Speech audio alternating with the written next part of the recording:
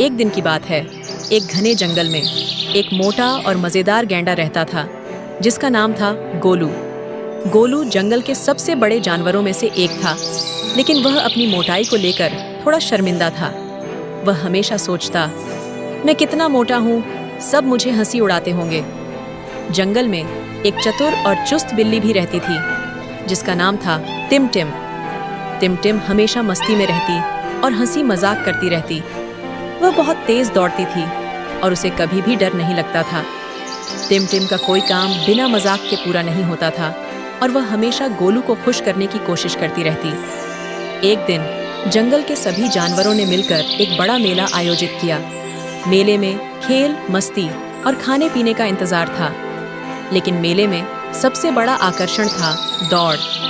जंगल के सभी जानवरों को इसमें भाग लेना था और विजेता को एक बड़ा सा ताज पहनाया जाना था।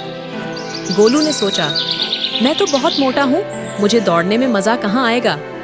लेकिन टिम-टिम ने उसे देखा और बोला, अरे गोलू, तुम तो बहुत मजेदार हो, तुम्हें दौड़ में भाग लेना चाहिए। मुझसे वादा करो, तुम मेरी मदद से जीत सकते हो। गोलू ने हंसी में कहा, तुमसे कैसे जीत सकता हूँ, मैं तो बहुत धीमा हूँ। लेकिन टिम-टिम ने गोलू को दिलासा देते हुए कहा, चिंता मत करो, मैं तुम्हें एक तरीका बताऊं, तुम दौड़ में बहुत मजे करोगे। अब गोलू और टिम-टिम ने मिलकर दौड़ की तैयारी शुरू की। टिम-टिम ने गोलू से कहा, तुम अपनी मोटाई को लेकर परेशान मत हो, बस ये सोचो कि तुम रास्ते में सबको हंसी के साथ दौड़ने देंगे।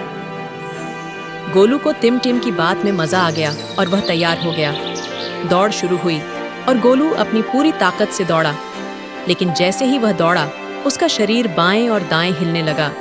पलटते और हंसते हुए दौड़ रहा था कि जंगल के सारे जानवर हंसी से लोटपोट हो गए।